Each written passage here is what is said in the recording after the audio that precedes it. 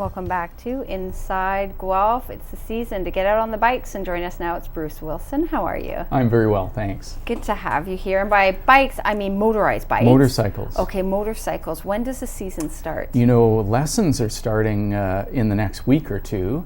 Okay. I've seen people on the road already. Really? Yes. Okay, we can go out as soon as the snow and ice is gone? Yeah, I think once the pavement's dry, and there's going to be wet zones, but once the pavement's dry, people want to get out. First warm weather, once the snow melts. Oh yeah, you're just itching to break out the bikes. I've been out already. Have you? How long have you been biking for? Oh, I've had my license for 40 years, probably, and I've been playing with this dual sport motorcycling now for 15. Oh, neat. Okay, and that's what we want to get into because your programs are specialized. It is. It's intended for people that are maybe coming off street bikes and want to explore more roads. So they're getting onto the gravel, they're getting onto trails, that sort of thing, with street legal, insured motorcycles.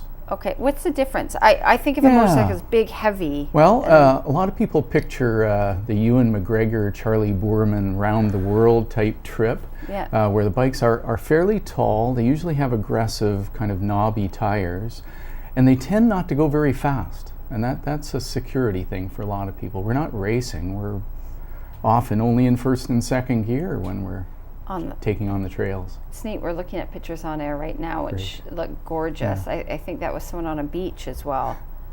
That might have been it. Yeah. We were so down at that the looks lake. more like a dirt bike to me. That's it. That's the bike I use for teaching people. It's it's quite capable. They're not expensive, and the equipment maybe you'll spend a few $100s on equipment, but so it's not too costly a hobby or sport to get into. I think compared to outfitting a family for skiing or something like that. Good point. People spend nearly as much on bicycles. Yeah.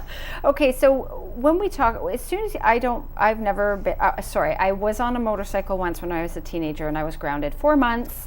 I was not a licensed driver, and which I didn't know anything about that sort of stuff. So what do people need? They have to have their license before they take your program. Yes, there's a couple of different grades of licensing, but I will accept anyone that has their Ontario license, and they need to have their own motorcycle. It's very difficult to rent motorcycles to people in Ontario, so they bring their own motorcycle, and from that point on we spend maybe 6 hours on very slow speed skills, getting them comfortable off pavement.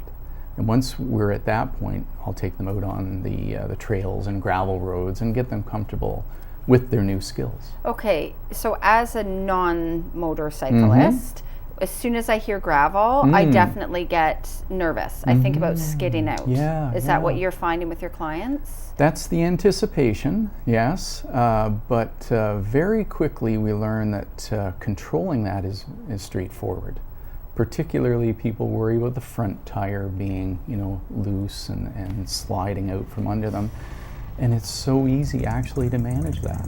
That in fact we teach people to lock up the front tire and slide it and control it and come out of that and go into a bend and climb a hill, and it's manageable. That's why I want these skills to be in people's kits. So these bikes that we're seeing on air right now, that's what I would see on pavement, but that definitely that one. That's a street bike. That was one of my first clients who had a number of crashes and was quite concerned about her future in riding, and so I said, I'll work with you.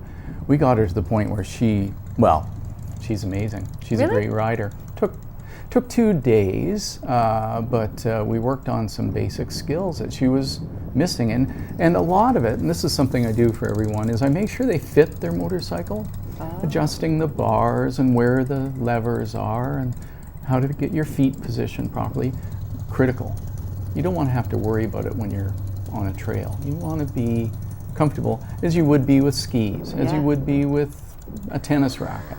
But if you didn't know how to fit yourself, you may have bought the bike because it was pretty. That's right. And not fit you. So seriously, going through this as well? Oh yeah. That has to be a special bike. No, these are just that's your normal. I went through there on my standard off the floor dual sport bike. Yeah. Okay, so dual sport means you can take it on the highway to these trails. Yes, and then ride the trails. So you're doing both parts of riding. you can get yourself to the Hockley Valley, to the Beaver Valley on the pavement, and then off we go, and we're on the gravel and climbing the escarpment. What's happening here? Oh, dog. that's skill number one. Oh. How to pick up your fallen bike. It's going to happen at some point. And so your let's do it right. Ego. Yeah. Your damaged ego. And the adrenaline that pours out of you when you're in that situation, it's scary. So you have to just learn to manage it.